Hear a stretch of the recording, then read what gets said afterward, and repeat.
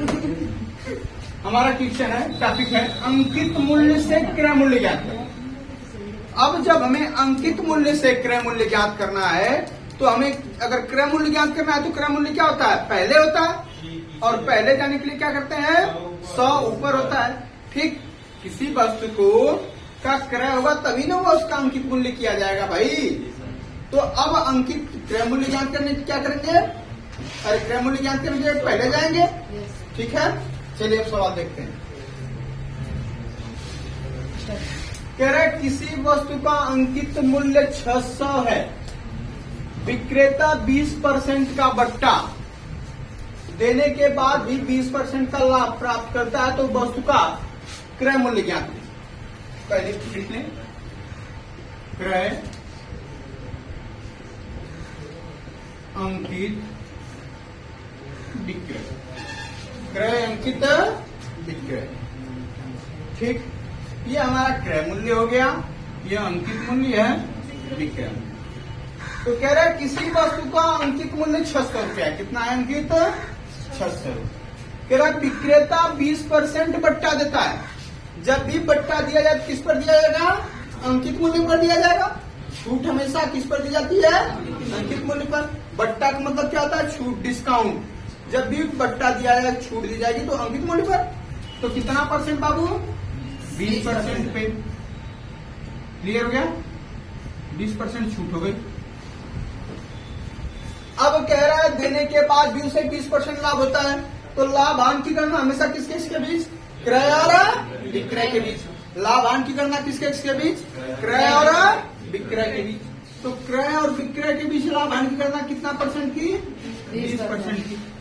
तो कह रहा है वस्तु का क्रय मूल्य ज्ञात कीजिए। अब हमें अंकित मूल्य दे दिया गया है 600, 20% छूट भी है, इसके बाद 20% बट्टा दी, 20% लाभ भी हम कमा रहे हैं। तो कह रहा है वस्तु का क्रय मूल्य ज्ञात कीजिए। तो पहले अब हमको यह वाला ज्ञात करना है। क्या ज्ञात करना है, क्रय मूल्य ज्ञात करना है। जब हमें क्रय मूल्य ज्ञात करना है इसको, तो पहले हम क्या करें, पहले हमको अंकित मूल्य दिया गया है, फिर विक्रय मूल्य, इसके बाद इसका ये दिया गया है। तो आइए देखें, पहले क्या है, अंकित मूल्य दिया गया है, हमको विक्रय दिया गया है, अब इसको हमको क्रय मूल्य निकालना है। ठीक, तो आइए देखिए क्या करते हैं। पहले यहां से आ जाए, फिर इधर आए। ठीक, तो 600 रुपया हो। अब कहां जाना है, बाद में जाना है। बाद में जाना क्या होता है, 100 नीचे होता है, 100 नीचे हो गया। 20% की छूट है तो कितना हो जाएगा, 80 हो जाएगा। क्लियर है। अब जब हम यहाँ पहुंच गए, विक्रय मूल्य पे पहुंच गए, तो हमें कहा जाना है, पहले क्योंकि क्रय मूल्य निकलना है, पहले जाना क्या होगा, 100 ऊपर हो जाएगा, और 20% लाभ कितना होगा, 120। क्लियर हुआ भाई। यहाँ जाना है, बाद में जाना है, 100 नीचे हो गया, और यहाँ से पहले जाना है तो 100 ऊपर हो गया।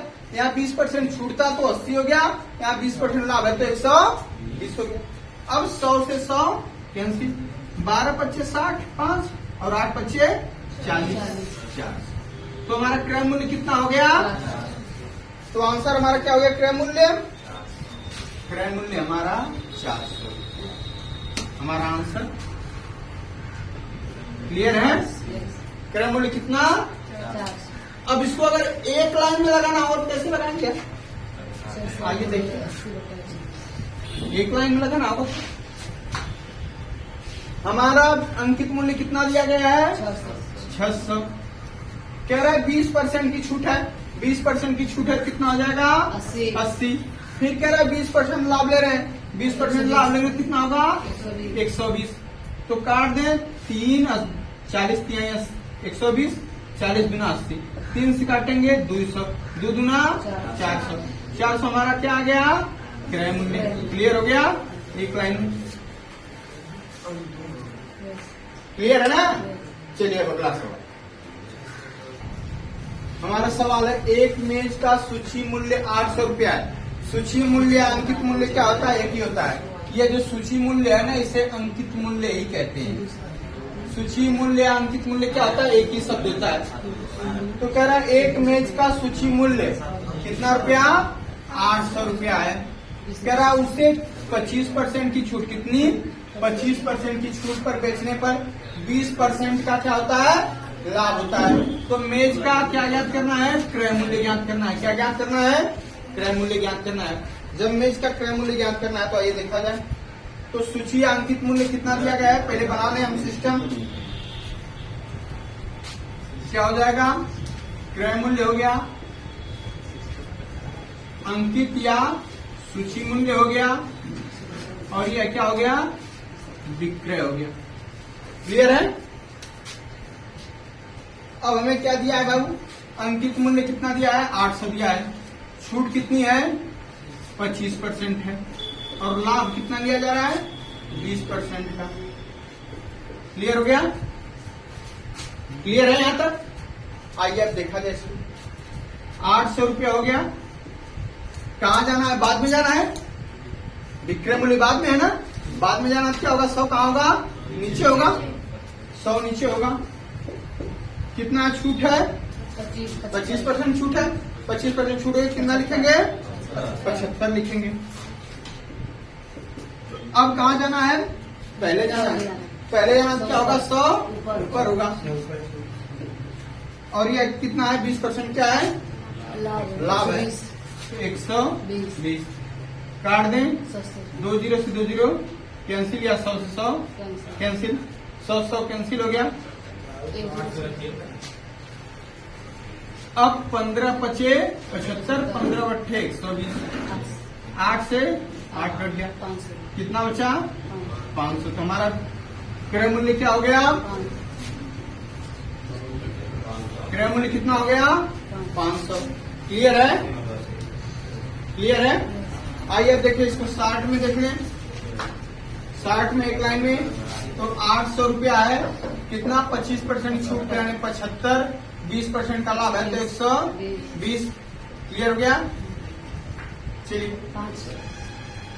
अब 15 से आते हैं। 15 अट्ठे 15 पच्चे 8 से 8 कट गया। कितना हो गया? 500। तो हमारा कितना हो गया भाई क्रय मूल्य? 500। क्लियर है? चलिए अब अगला सवाल। सवाल है कि एक पुस्तक विक्रेता 10% की छूट पर पुस्तक बेचता है। एक पुस्तक विक्रेता कितना छूट पर? 10% की छूट पर पुस्तक बेचता है। ये दूसरे 8% का लाभ होता है। कितना? 8% का लाभ होता है। तो पुस्तक का क्रय मूल्य क्या ज्ञात करना है? क्रय मूल्य ज्ञात करना है। तो पुस्तक का अंकित मूल्य कितना दिया है? 120 दिया है। 120 दिया है। तो आइए देखा जाए। जब अंकित मूल्य 120 दिया है, छूट कितना कह रहा है? 10%, तो 90 हो गया। लाभ कितना? 8%, तो 108 हो गया। तो 12 9 108। 1 0 से 1 0 कट गया। 2 0 बचा। 2 0 मतलब 100। तो पुस्तक का कितना हो गया? 9 से 9 कट गया। तो ये कितना हो गया? 100। क्लियर है? चलिए अगला सवाल है।